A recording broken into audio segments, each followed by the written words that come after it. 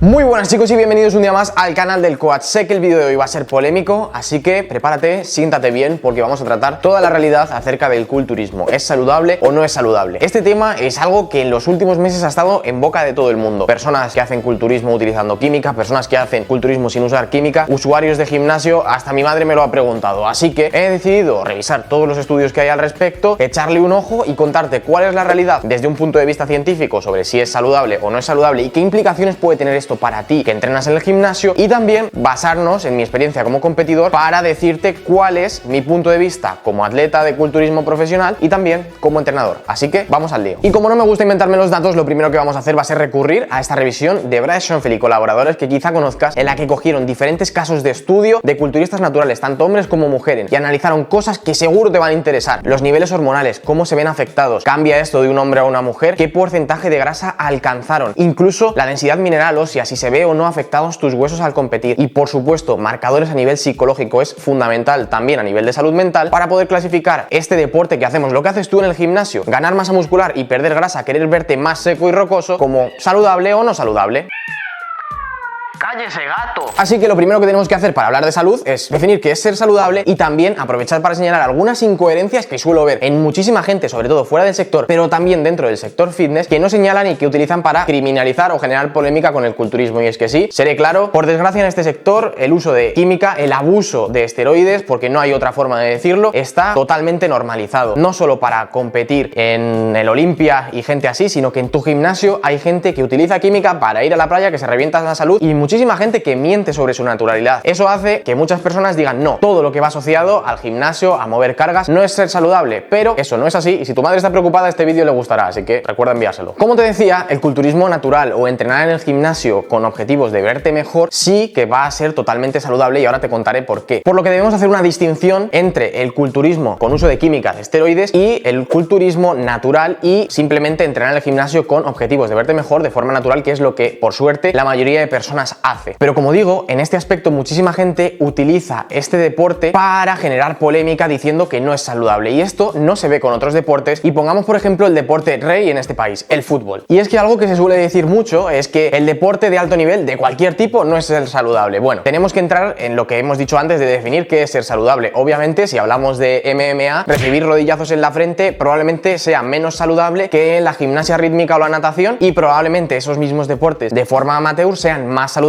que llevados a la élite, al alto nivel. Pero también hay ajedrez de alto nivel, y el ajedrez se puede considerar un deporte, ¿no? Así que, para señalarte esa doble moral de la gente, que no veo a nadie preocupado y es uno de los deportes más practicados entre los niños de este país y en general, hablemos, como te decía, del fútbol. Y es que tenemos diferentes estudios en los que se ve cómo golpear con la cabeza, el hecho de rematar de cabeza, puede generar, tanto en el corto plazo como en el largo plazo, un deterioro cognitivo. Especialmente esto puede ser preocupante en el largo plazo. Se ha visto cómo en deportistas profesionales retirados puede haber ese deterioro cognitivo permanente a largo plazo por haber estado constantemente rematando un balón. Al final un balón está duro, y rematar a lo largo de tu vida 1.000.000 de veces una pelota, ese tipo de golpeos puede equipararse a lo que puede suceder en el boxeo, pero de forma más atenuada, y sabemos que golpearte la cabeza repetidamente no es bastante saludable. ¿Has visto a alguien realmente preocupado porque los niños desde los 3 o 4 años hasta que cumplan 20 o 25, aunque sea de forma amateur, estén cada semana entrenando 2 o 3 veces y jugando partido en los que rematan de cabeza, que eso pueden suponer miles de impactos repetidos en la cabeza a lo largo de los años? Y yo de verdad que no he visto a nadie preocupado porque el fútbol no sea saludable en este país. Todo lo contrario, la mayoría de padres promueven que sus hijos hagan fútbol y sin embargo se preocupan porque sus hijos vayan al gimnasio. Así que pongamos esta metáfora: tú entrenas simplemente, mueves cargas de forma controlada y no llegas a competir. Probablemente tu familia se preocupe más por ti que si hicieras fútbol. Sin embargo, ¿qué es más saludable? ¿Entrenar, generar entrenamiento de fuerza que tiene múltiples beneficios a nivel de salud, o golpear repetidamente un objeto duro con la cabeza a lo largo de los años? Para mí está claro que el gimnasio es más saludable que el fútbol, que entrenar con objetivos estéticos es más saludable que el fútbol, pero como digo, la mayoría de gente utiliza el tema del culturismo y el gimnasio de forma no natural para asociarlo a que tú estés entrenando fuerza o haciendo cardio de forma natural simplemente por verte y por sentirte mejor, ya que también tiene beneficios a nivel psicológico, y tienden a asociarlo cuando esta asociación es completamente opuesta. Así que, antes de entrar en los datos concretos de esta revisión y qué es lo que encuentran los estudios, te hablaré de mi experiencia como competidor. Analicémoslo de forma fría. ¿Qué es lo que yo hice durante la preparación? Y analicemos si este tipo de comportamientos son o no son saludables. Bien, aumenté mi movimiento, mi NEAT y mi cardio. Esto puede ser saludable. Estuve realizando 5 entrenamientos de fuerza por semana durante la preparación, que también es bastante saludable. Además de eso, como estaba en déficit calórico, puedo decirte que jamás he seguido una dieta más saludable en cuanto a cantidad de legumbres, fruta y verdura en mi vida. Yo estoy acostumbrado a comer más de 3000 y pico calorías y tener que bajar a 2300 durante la preparación me hacía que había días en los que metía 500, 600, hasta 800 gramos de verdura al día. Recuerdo las bolsas enteras, ir al Mercadona y traérmelas de 4 en 4 porque jamás he comido más fruta, verdura y legumbres en mi vida. Y eso también es bastante saludable. Así que aumentar tu actividad, tu cardio, entrenar fuerza, comer fruta y verdura se puede clasificar como bastante saludable, al menos comparado con golpear cosas con la cabeza. Por cierto, sé que el mundo del entrenamiento a veces te puede parecer oscuro y lleno de errores y probablemente estés en lo cierto, pero también sé que si estás viendo este vídeo y en este canal eres una persona que quiere alcanzar sus objetivos sin que le tomen el pelo, basándose en las últimas evidencias y por supuesto de forma eficiente, y esa es mi misión en este sector. De hecho, llevo más de 8 años trabajando como entrenador personal y por supuesto, si quieres tanto aprender cómo puedes aplicar todo lo que vemos en los vídeos y en los cursos que tengo a tu propio caso personal, no solo ayudarte a transformar tu físico en alcanzar tu prime, sino aprender a cómo hacerlo y a cómo mantener eso en el largo plazo, ya que al final progresar es como ir empujando una bola de nieve cuesta arriba, cada vez se va volviendo más difícil. Pues simplemente contacta conmigo a través del link de la descripción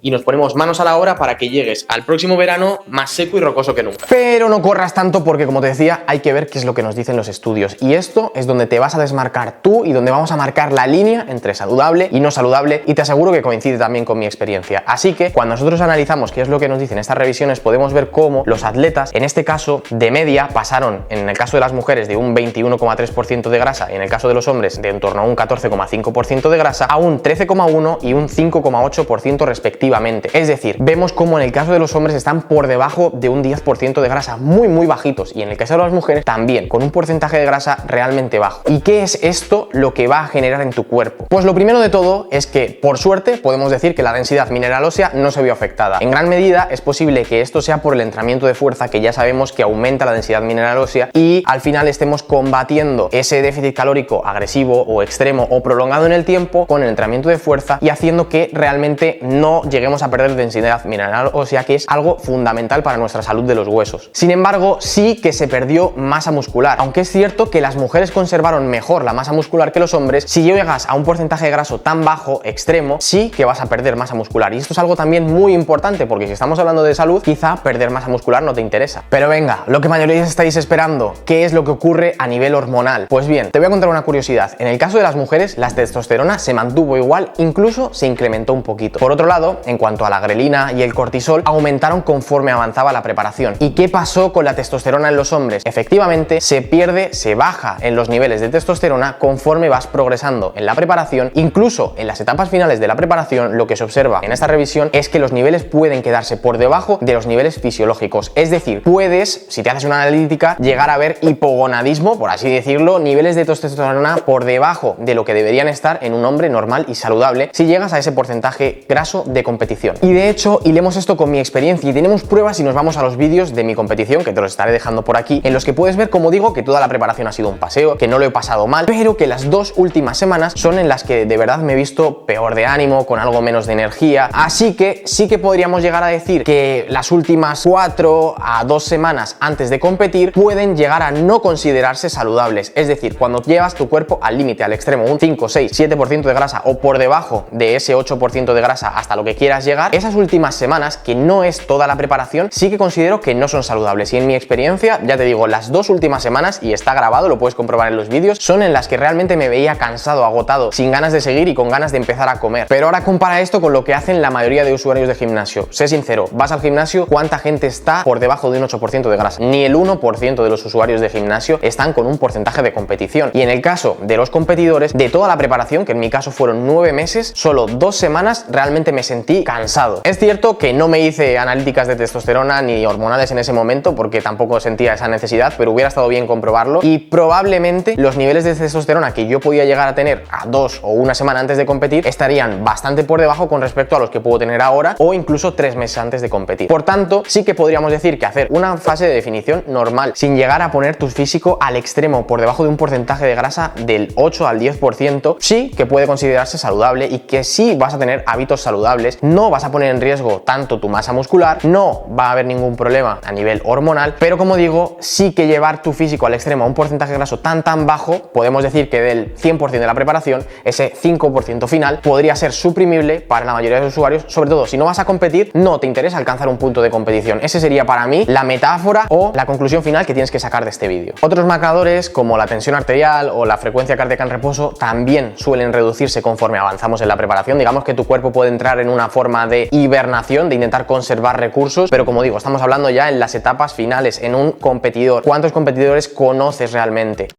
Muy poquitos en relación a toda la gente que entrena. En el caso de las mujeres es muy importante hacer una puntualización, y es que de 4 casos estudiados, 3 experimentaron amenorrea, es decir, se les quitó la regla o el periodo, y una experimentó retrasos. Así que si eres mujer tienes que tener en cuenta que también llegar tu físico al extremo va a hacer que probablemente pierdas la regla. Y por último hablaremos de algo que suele utilizar muchísima gente como punto en contra de este deporte, y es qué ocurre a nivel de la salud mental, a nivel de tu cabeza. Pues bien, esto mismo se comprobó en esta revisión y se vio cómo conforme más se acercaba la fecha de competición, más empeoraban marcadores como la fatiga de forma subjetiva, el estrés de los atletas y cómo se sentían consigo mismos, tenían peor bienestar subjetivo. Es decir, cuanto más cerca estaba la competición, peor estaban a nivel psicológico. Y esto es, como te decía, yo en las últimas 2 semanas ya estaba bastante cansado, fatigado, me apetecía comer. Pones quizá algo más el foco en la comida, que es algo de lo que hablaré ahora, pero también creo que esto depende mucho de cada persona. Es decir, en mi caso fueron las últimas 2 semanas, pero en el backstage, te contaré un secreto, había chicos con los que estuvimos hablando, oye, ¿cómo has hecho tú la preparación? ¿Cuántas calorías estás comiendo? Que estaban comiendo 1100 calorías. Lo recuerdo perfectamente. 2 casos que me dijeron, es que estoy con 1100, 1200. Obviamente, si yo he estado comiendo 2300 durante la preparación, mi estado de ánimo, mi bienestar va a ser mejor que el de un tío que lleva 3 meses comiendo 1100. Por tanto, aquí también creo que cómo lo enfoque el preparador o el atleta y cómo de bien se hagan las cosas va a afectar. Yo solo lo pasé mal 2 semanas, por así decirlo, o peor. Sin embargo, había gente que decía que los últimos 3 meses se les habían hecho insufribles. Así que sea más cerca o más lejos de la competición, o que incluso tú, que entrenas para mejorar tu físico, lo pases mal bajando de un 16 a un 14% de grasa, simplemente puede ser también un caso de cómo lo enfocas y cómo de bien hagas las cosas, que por desgracia en este sector la mayoría de gente hace las cosas mal y hay que decirlo claramente. Y al margen de todo esto, seamos claros también, cualquier deporte que implique corte de peso, como puede ser los deportes de contacto, como puede ser mismamente el powerlifting, como puede ser la gimnasia rítmica, donde también se pone mucho el foco en la estética, o especialmente caso del culturismo, si no se sabe llevar de forma correcta, podemos entrar en estrategias como atracones, trastornos de la conducta alimentaria, etcétera. Es decir, sí que considero que predispone más a este tipo de conductas en personas que ya tengan esa predisposición y que no sepan llevar bien las cosas. Yo en mi caso no tuve ningún problema, de hecho podéis ver en el vídeo antes de competir, que os he dejado antes, cómo me estoy metiendo una hamburguesa, cómo me fui al cumpleaños de mi abuela a comer lo que había